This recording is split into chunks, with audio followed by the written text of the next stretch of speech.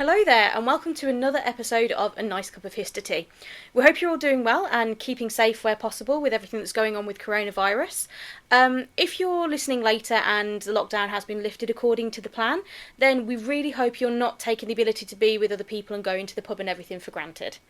Yep, if Carrie says one more time how she'd love to go to a pub garden in the sun and just chill, I might do something drastic. Charming. But whatever the state of things when you're listening to this, we hope that you're enjoying the show, and we're going to keep bringing you the quality content that you love, we hope, for as long as we possibly can. In this week's episode, we're talking about a woman that some of you may have heard of, but we're betting a few of you haven't. On 23rd of April, it was the 25th anniversary of the passing of author Pamela Lyndon Travers, a writer who's probably best known for the creation of arguably the world's favourite magical nanny, Mary Poppins. So, stick the kettle on, grab a chair, and let's get historical. So, let's start with her early life. She was born Helen Lyndon Groff on the 9th of August 1899 in Maryborough, Queensland, Australia. Her mother was called Margaret Agnes Moorhead, who was the sister of the Premier of Queensland, who's kind of like the Prime Minister kind of person. Yeah, of the Queensland area. Yeah. Her father, Travers Groff, died when she was 7 years old, possibly as a result of being a heavy drinker after an unsuccessful career as a bank manager. Yeah. Kind of went from bad to worse. Yeah, she was known as Lyndon throughout most of her childhood. Yeah. After her father died, she moved with her mother and sisters to New South Wales and lived there with the help of her great-aunt for 10 years. And she boarded for some time during World War I at the Normanhurst Girls' School. She did often become quite bored with her classes there, though, and she would rather read on her own instead. Yeah, she was a very avid reader, and she had a very active imagination. She loved fairy tales and history, which, not that dissimilar from us. Not that I'm comparing us to her at all, but, we like fairy tales and history. I mean, we are practically perfect in every way. Nice! Yeah. Anyway, she also loved animals, and she would build little nature parks in corners of her garden, and even imagined herself as a hen. It's probably gone a bit too far there, but, it's a bit clucking mad if you ask me. Oh, wow, that's 2 in 1. I know, right? This is going fab. She did have some poems published in her teens in Australian periodicals, and she actually had one published by the father of Rupert Murdoch. And some of her poems were quite erotic, and many had Irish themes due to her paternal heritage. There's a lot of Irish immigration due to convicts in Australia. She then turned her talents to the stage and adopted the name Pamela Lyndon Travers and began to get a reputation as a dancer and Shakespearean actress, and she actually toured with a repertory company in 1921. That's cool. You don't always hear of dancers and Shakespearean actors being one and the same. Well, no, but I suppose there's some room for dance moves in Shakespeare. Yeah. I mean, do you remember the bit where in The Tempest when Ariel comes out kind of dressed as a peacock? I mean, I was thinking more of the bit in Build film where they're like, what's that bit? Dance moves. Wow, we went very different. Yep. Anyway, you were slightly more intellectual there. Which is not usually the way it goes. No. What is wrong today? It's a topsy-turvy day. Yep. But it's fine. Back to P.L. Travers. Yeah. This wasn't well paid, being the actress and the dancer. So she wrote a column over the course of 2 years for a Sydney newspaper. This wasn't popular with her wealthier relatives, as this was considered a common and vulgar profession by some at the time. Yeah, ladies don't write for newspapers. So she then decided to leave for England in 1924, as she felt that the Australians lacked humour. Okay, can't say I've ever come across that myself, but alright. No, she now wanted to pursue a literary career. I find that kind of funny that she came to England, because I know, and it's commonly said in different shows and stuff, that the British humour is quite different. It's quite specific. Yeah. We're very sarcastic with a very dry sense of humour. We've got a very self-deprecating humour. I mean, Australian humour is not that different. It is still quite dry. Yeah. But I would say out of the two, Australians are more outrightly funny. Like, you know when an Australian's joking with you. With an English person, you have to take a minute. Yeah, you can't, like in The Big Bang Theory, where Sheldon doesn't understand if what Penny is saying is sarcasm. Yeah. That's a lot of English stuff. We're Yeah, sarcastic more than we're not. Yeah, you go on holiday with sarcasm cards and you just hold them. Yeah, you can probably tell in our podcast we're quite sarcastic, but we normally Really? make it obvious. There we go. We make it obvious. So that's her life. So we're going to go, now she's in England. Yeah. And this is where her writing starts, because she decides to put pen to paper that way. Rather than journalism, she went into writing. And she's already got this talent for poetry, she's got talent for prose, so, write what you know. Yep. So she decided to write about her journey from Australia to England. She continued to publish poems and some small articles in newspapers over here, including The Irish Statesman, where she came into contact with a friend and supporter, George William Russell, and their relationship would end up being a lifelong one. Through Russell, she met and befriended poet William Butler Yeats and mystic G.I. Gurdjieff. Yeah, and with them she actually studied and started to pursue a passion for Irish mythology, which there is a lot to study. Yeah, there is a lot to study. She then wrote her first book, The Moscow Excursion, and that was published in 1934, and it drew on her experience of travel writing from her journey from Australia to England. And it told about the story of her travels in Stalin's Russia during autumn 1932, and by which time she was in about her early 30s. Yeah, this book was not well received, however, by the critics, and referred to her as a cheap caricature of similar books that was written at the time. Mm-hmm. It was also considered fantastical and exaggerated, as she states at the start of the book that she changed the names of some of the people she spoke to and replaced them with fictitious initials. I mean, that's not fictitious. It's not imaginative. That's it's common protecting practice. their identity. Yeah.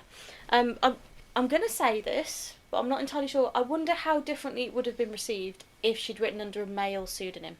At that time, probably a lot different, because even it is happening up until like the 1990s. Like J.K. Rowling, when she wrote Harry Potter, she was told to put J.K. Rowling, not Joanne, because they didn't think women who wrote books would be as well received. So that's in 1998. Yeah. Like, this was back in the 1930s, so it would have been so different. The book itself, though, was translated by Olga Maykots, who added a commentary to it, and apparently she seemed to have solved the mystery of who the initials belonged to. Oh. So she tracked them down. That's fun. At the time, Russia was under Soviet control, and the regime, shockingly, was strict and often deadly to outsiders. Yes. You were told where you should visit and what you were allowed to see and write about. So it was very, very, very strict. Yeah, but the translation shows that Travers visited homes of actual Russian people, which was very dangerous. Yeah, so she went above and beyond for this. Yes, and she also spoke to non-Soviet sanctioned artists and poets, actors, film and theatre producers. So they were acting dangerously as well, speaking out about it. And she didn't care, she just went straight in there. Yeah. The book, therefore, shows life as it actually was under Soviet rule and described real people with real context at all of this great personal risk to herself and others. So I'm wondering if that kind of added to the fictitious atmosphere of it, that she's writing for real what was happening, but people weren't familiar with that. People were used to the Soviet spin, so to speak. So they thought that what she was doing was fictitious, but she was actually writing for real. Yeah. So now we're going something slightly different, but actually it was written and published in the same year as the Moscow Excursion in 1934. Yeah. And that was Mary Poppins, which was an instant success. Yeah. There's a total of 8 books in the series. I did not know that. I thought there was just Mary Poppins. Yeah, so did I, to be honest. There was Mary Poppins in 1934. Mary Poppins Comes Back in 1935. Mary Poppins Opens a Door in 1943. Mary Poppins in the Park in 1952. Mary Poppins From A to Z in 1962. Mary Poppins in the Kitchen in 1975, Mary Poppins in Cherry Tree Lane in 1982, and Mary Poppins and the House Next Door in 1988. So basically between 1934 and 1988, Mary Poppins has just kind of moved around the house and then outside a little bit. All of the books had illustrations by Mary Shepherd, who is the daughter of the original illustrator of Winnie the Pooh. And even though they had a difficult relationship and they didn't always get on. No, but she did the original illustrations, which is pretty cool. Yeah, it's really cool. I didn't realise, and when I first read it, I was like, oh, maybe, when the movie was, obviously, we know it was made into a big movie by Walt Disney, that did it incorporate all of these little books. But it was made way before she even wrote, like, 5 of the other books. Yeah. So I'd be intrigued to read them to see how it expands and if they included it in the second Mary Poppins Yeah. movie. To be honest with you, I've never read any of the Mary Poppins books, so I would be intrigued to read them, just, for a bit of history. Obviously, 1930s, the world was going to change it again. Yeah. World War II broke out, and Travers was involved in that. She actually ended up working for the UK Ministry of Information for part of the war. That means she was technically a spy. Spy, or like working as part of the spy organisation. Cool. Which is pretty cool. And then towards the end of the war, she moved to Arizona and lived there on a Navajo reservation, and was actually going by a native name at the time that she kept secret. So she has this thing about her where she not only goes to a place, she becomes immersed in the culture. And not just the culture that you see on the surface, the actual culture. So not just Russian culture, like real Russian culture. Not just American culture, Navajo culture. The stuff that culture. isn't really written about, that should be. Yeah, and she did continue to write, including young adult novels, a play, essays on mythology, and symbology, which she also lectured on. That's so that cool. interest in Irish mythology carried on. Yeah, she was a writer in residence at Radcliffe College and Smith College, though apparently she wasn't that popular. Which is a shame. Mm. So, now we get to the bit that you absolutely love. Oh, yeah. Disney. Yes, I'm a Disney... I don't even know if nerd is big enough. I mean, I don't use this distinction often, but you are a Disney geek. Oh. Like, I'm a Disney geek, in that I know a lot about Disney, but you are a Disney nerd. So there's that knowledge, and then there's that bit, a little bit. A little bit extra, a little bit more. But it kind of Fanatic. verges on, why do you know that? You know when you say things to people and they're like, it's a cool little tidbit, but why do you know that? To which my answer is usually, why do you not? The information's out there. You're fun. So, Disney. Walt Disney himself loved the books about Mary Poppins, and he tried to get Travers to agree to turn it into a film, first offering her this in 1945, but for many years she completely refused it. Fair enough. Completely. When she decided possibly doing it, she gave a couple of demands, including that the film be live action and not at all animated, as Disney was becoming known for. Yeah, it's like Snow White and Pinocchio and Peter Pan. That is a big thing, because obviously if you've seen Mary Poppins, you know that it's not 100% live action. Yeah. She agreed to sell the rights in 1959, so Disney had been trying for 14 years to get the rights to this film, and she was just kept saying no, but she decided to sell it, but she made sure that she was taken on as a consultant on the script. Which is fair, it's her baby, her creation. Yeah. In 1964, so now you're almost 20 years almost after first asking, Disney Studios made the movie Mary Poppins. It was starring Julie Andrews in the title role, and then Dick Van Dyke as a lovable chimney sweep Bert with that awful Cockney accent. We don't sound like that. We don't. But that Cockney accent is so bad it's good. It's become one of the most endearing parts of the film because it's so bad. It's not great, but you can tell it's an English accent. Yeah, you can tell he's supposed to be a lovable Cockney. Yeah. The film took several years to complete due to disagreements between Travers and the script writers, who she said the film was too, what's the word? Too saccharine, too sweet. Yeah. Yeah, too sickly, too nice. Considering they made a song called A Spoonful of Sugar. Yeah. Kind of get that. The film, however, did make Travers obviously very wealthy, but she was not a fan and reportedly cried at the premiere. It grossed more than $75 million. Which, considering in 1964... Yeah, I wonder what that translates into now. We can probably find out. Possibly. I'll have a look in a moment. Yeah. A film was released in 2013, which is when I watched this, and this is why I said to Carrie about doing a PL Travers podcast. It was released, it was in 2013, starring Tom Hanks as Walt Disney and Emma Thompson incredible Emma Thompson as P.L. Travers, and it's called Saving Mr. Banks, and it tells the story of how the book was made into the film and the relationship between Disney and Travers during the process. Now, it shows her as very stoic, very stiff. She doesn't smile or laugh very much. They give her a script, and I think at the beginning she records everything. She brings, like, one of her other demands is that everything has to be recorded.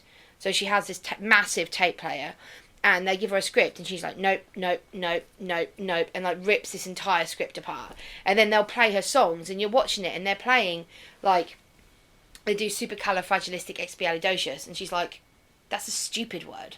Like, what is this? And it's like, it's just like that. And it kind of shows I know Walt Disney, we're going to have to do a podcast on him at some point, but I don't think he was that nice to her. I think he'd gotten to the point where he'd tried for so long, he'd been nicey, and then when he kind of got the rights and the film had been everything had been recorded, he then kind of just gave up, because she didn't even get an invitation to the premiere. Really? She found out the premiere was happening and called Walt Disney's PA and was like, "Oh, I think my invitation was lost in the mail. When is it?" And just turned up. And Walt Disney was like, "What? She's here? Like, she's come to here?" And yeah. I mean, I see it from her point of view in that it's her baby, and she wanted to protect it and wanted it to be her vision. Yeah. However, when you do sell the rights, you have to be aware that there's going to be a certain amount of creative license taken. Yeah. But from his point of view as well, he tried so hard for ages to get this book. He really wanted it. He really wanted to bring it to the masses in the way he knew how. And then when he had it, at that point, the money had been paid out. The time was ticking on. They were on a time limit at that point. They were on a budget. And she was just making it harder and harder and harder.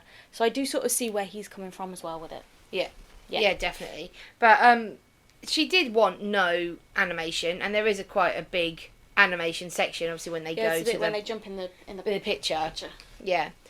But I don't know. I thought I loved the film. It's one of those ones that you watch usually like every Christmas. It's on. Yeah. And it makes you feel warm and fuzzy. I mean, it's a good film, and it is a good family film. Yeah. I think it's one of those ones where you watch the film and you enjoy it as Disney's Mary Poppins, and then you read the books as Travers' Mary Poppins. Yeah. And you get the distinction between the two. And if you have Disney Plus, there is a little sub-series on it called Prop Culture.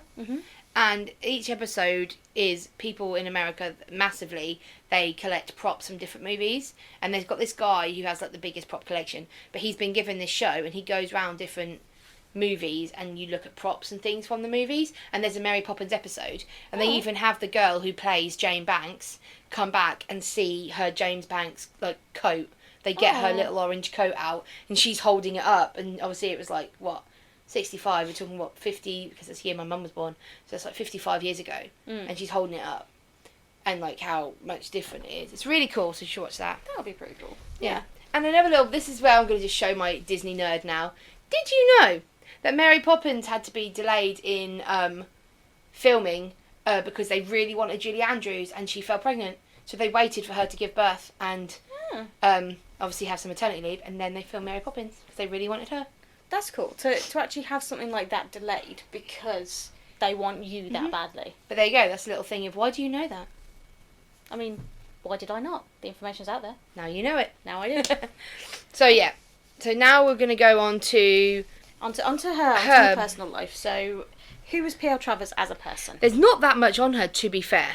No, it was kind of hard with the research to find out a lot about her because she was quite a private person. Yeah, and obviously we don't massively think of Mary Poppins as being hers. We think of Disney. Yeah, easily. From what we can gather, she probably wasn't that easy a person to get on with. She did keep to herself more often than not. She never married, but lived with Madge Burnand, and there's a speculation that they were romantically involved. Yeah, there's a lot of things when obviously it wasn't okay to be gay.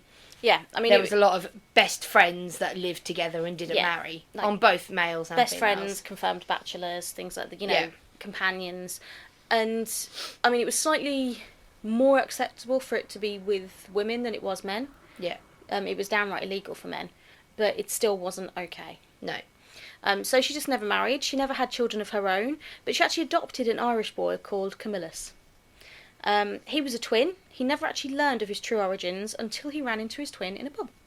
It's like real life Parent Trap sort of thing. Yeah, like Parent Trap meets Bud Brother sort of thing. Imagine that, like literally walking in and seeing someone who looks exactly like you, but you're not staring in a mirror. I mean, I would be tempted just to touch their face and be like, nope, definitely not glass. And then I'd just stand there and just wait for a minute and be like, okay, I'm not dead, so you're not a doppelganger. Who be this? Yeah. Yeah, some of Travers's private life was revealed in a book in 1999 written by Valerie Lawson entitled Mary Poppins, She Wrote, The Life of P.L. Travers. Through writing, though it was written after her death, so Travers didn't actually get to confirm or deny anything that was written in it. So they revealed it, but we're still not 100% certain whether it was true? No. Yeah. That's fair. In 1977, though, so for recognition of what she's done, she was awarded an OBE, which for people outside of the UK is an Officer of the Order of the British Empire for services to literature. So we've got different things that you can be awarded certain levels within the British Empire. So you can get a CBE, which is Citizen of the British Empire, OBE, Order of the British Empire. MBE is Member of the British Empire, and KBE is Knight of the British Empire. So at that point, you're like a knight or a dame. Yeah. So yeah, she got an OBE, which I think is that the second one up? Yeah, so and she gets a medal for it, and she gets to call herself. She would have been P.L. Travers OBE. Yeah, would be her official title now. And she would have met the Queen and bowed before her and had the little the medal put on. Yep. Sorry. And she did actually plan to write a final book to end the Mary Poppins saga. It was called Goodbye Mary Poppins. But she was persuaded not to by a public outcry to save the character and keep her alive in imaginations. Yeah. Unfortunately, though, as immortal as the character of Mary Poppins is, P.L. Travers not so much. Yeah. And sadly, on the 23rd of April 1996, Travers succumbed to the effects of an epileptic seizure at home in London, and she passed away. That's really sad, because that would have been a sudden death. Yeah. It would have been quick, but yeah, bless her. 25 years ago, when was the 23rd? Tuesday? See, as we're recording this, it's the 25th, so 23rd Friday. is Friday. Yeah. 25 years ago on Friday. Yeah. Yeah. But because of this, she's left behind quite a legacy. Yes. And aside from books and the film, and as well as all of her other works, she is remembered and immortalised in other ways. Mm-hmm. A musical version of Mary Poppins debuted on the London stage in 2004, and apparently is much, much closer to the original book version of the character. So I think she would have liked that. Yeah, definitely. And as I said before, Supercalifragilisticexpialidocious was written by the infamous Sherman Brothers and sung in the Disney film by Julie Andrews, Dick Van Dyke and an ensemble, and is one of the most popular Disney songs of all time, and the word itself is now officially part of the English language, featuring in the Oxford and Cambridge English dictionaries and formally forming part of the English language lexicon, completed with a pronunciation guide. Try to pronounce it backwards. I can't. Docious ali expiastic fragicalirupus.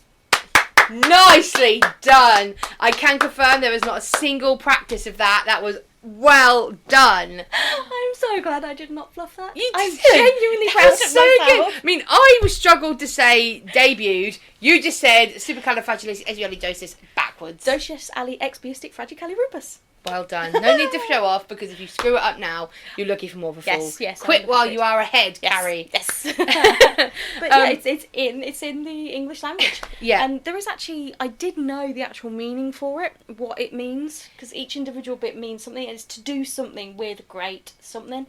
And I cannot remember what it is. Yeah, Em's on it. She's going to Google it now. So, Andrew Lloyd Webber actually sought permission to make the books into a musical whilst Travers was still alive, but she refused, unfortunately. However, a stage play was made of the Mary Poppins books in 1940, so there was a play made before the film was actually made. So there's a play made, there has been a musical made, which is close to the original books, but not by Andrew Lloyd Webber. Yeah, well, I've got it. Supercalifragilisticexpialidocious is a nonsensical word that is used to describe something as being great or extraordinary. Fair enough.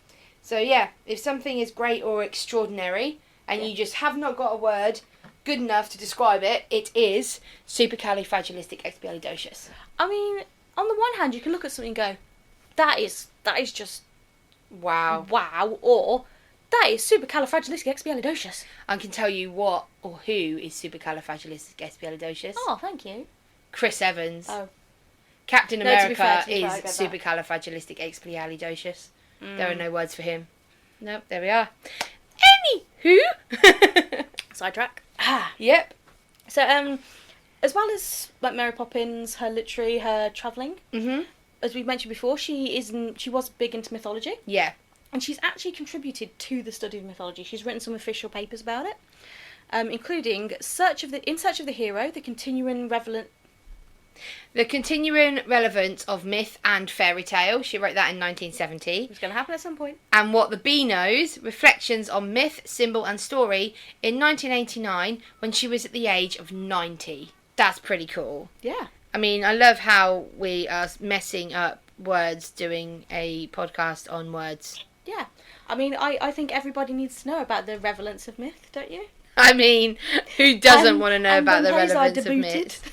Honestly, I don't even know why I can't. I'm sorry, Travers. Like, I mean, the most important word in this, we nailed it. All the other words... And you did it backwards. Yeah, all the other words are secondary. But wow. No, genuinely, her contribution to myth is not to be underestimated. She did a lot of studying, particularly New Irish myths, Celtic myths, and some work into the Navajo myths as well. So, yeah, it's fascinating. And as a student of myths and someone who loves mythology... Thank you so much for that, P.L. Travers, genuinely. Just before we get on to this week's ridiculous death, we know it's difficult to research about authors. We've had some trouble with this, especially if they like to be a little bit private. But imagine if you could talk to that author to find out what they liked about their book, what they didn't like, why they wrote that particular bit, and why they chose the cover art they did. Well, if you like that, we'll let Cindy tell you what you can listen to. My name is Cindy Burnett, and each week I interview at least 2 traditionally published authors on my podcast, Thoughts from a Page. We talk spoiler-free about their books, so you can listen whether you have read the book or not. And then we delve into things that you most likely won't hear about anywhere else.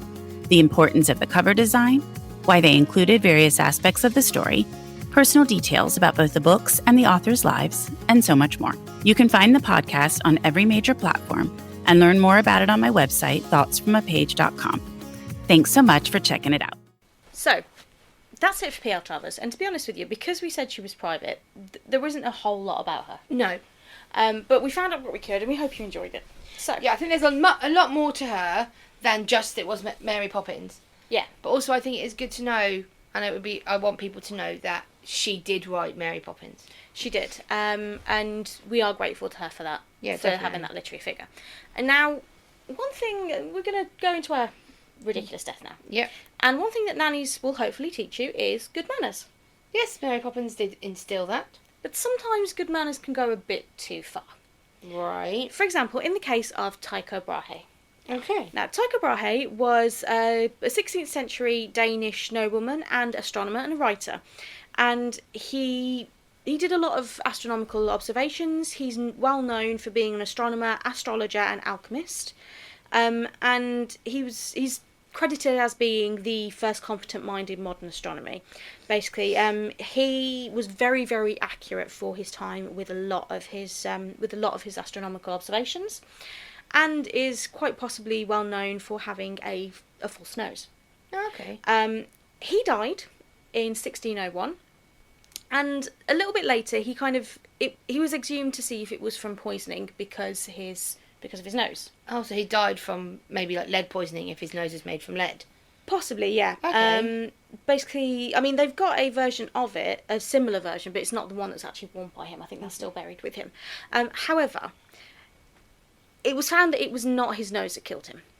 What had actually happened was he was at a banquet, and manners at the time dictated that you did not get up from the table. No. When you were in a banquet, you stayed, you enjoyed the meal, you continued the conversation, everything. However, that's all well and good, unless you really, really need the bathroom. Right. Tycho really, really needed the bathroom. Okay. And he held it, because he was being polite. And he held it, and he held it. And then his bladder burst and killed him. Oh, shit. He basically died of internal bleeding and ammonia poisoning. I didn't know your bladder could actually burst. Oh yeah, you know when you really, really badly need it and you actually almost start to feel panicky? Uh-huh. It's because your bladder is constricting, and it's called bladder distress. Oh. Because at that point your bladder could potentially burst. And if you do, it is fatal. Oh, jeez. In like about 99% of cases it's fatal. Because you cannot really survive without a bladder. Wow. Sorry. So yeah, he instead of getting up and going to the bathroom, he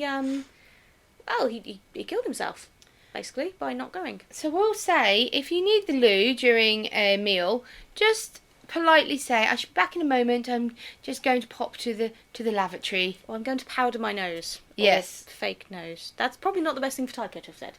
I'm just going to readjust my nose. Yeah. Just genuinely, it's good manners not to leave the table for anything else, but it's also good manners to excuse yourself rather than die at the table, because the death of a dinner guest really does put a dampener on the afternoon tea. Especially if the bladder bursts. A literal dampener. And on that note, we will speak to you next time. Have a supercalifragilisticexpialidocious week.